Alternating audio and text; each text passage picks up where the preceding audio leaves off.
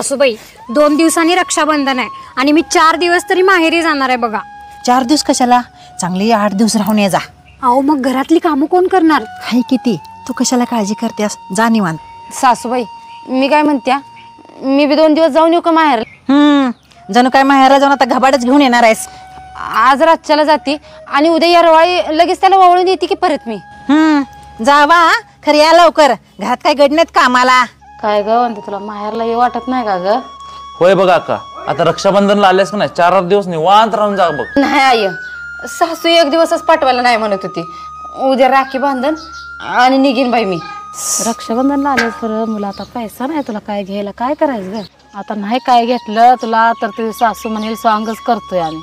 अगं आई, मी तिकडे रानात कामाला जाऊन 100-500 रुपये आहेत साठवल्यात, ती संघ घेऊन आल्या। हे बघ, तू गावात जाऊन 1 साडी आणि 1 पंजाबी। अगं तसं कसं मुला? आई तू गप्प बस आणि मी सांगते तसं कर।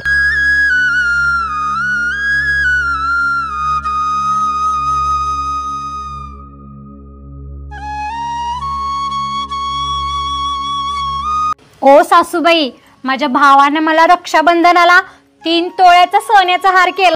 होय काय? नाहीतर एकाचं माहेर असते पक्क भिकारड। अहो सासूबाई, माझ्या माहेरच्याने बी पंजन केलं, साडी बी चांगली नेसून पाठवली की हो। त्यांची परिस्थिती नसताना बी करतातच की, अजून काय करायचं होते? होय, आम्ही कधी पंजन बघितलंय वे, उपकारच केलं पंजन देऊन। जावा, घरातली कामं पडल्या ते बघा, जावा जरा करायची। आय, काल मी मामाच्या इथे बघितलं, तू तुझ्या जवळचं साठवलेलं पैसे आजीला दिलीस आणि त्याच पैशानं पंजनाने साडी घेतलीस। मग तू आजीला खोटं का म्हणलीस की मामाने घेतलंय म्हणून? अरे जा, कधी कधी संसार टिकवायला, नाती टिकवायला असं खोटं बोलायला लागतंय बघ।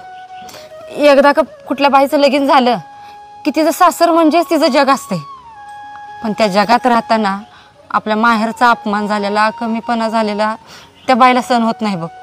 आणि मला माझ्या बाहेरची इज्जत कुठंच घालवायची नाही। खोटं बोलणं चुकीचंच असते, पण कुणाच्या इज्जतीसाठी आणि जीव वाचवायसाठी जर खोटं बोलायला लागत असेल का नाही, तर ते चुकीचं नसतंय बघ हिजा, कळतंय का?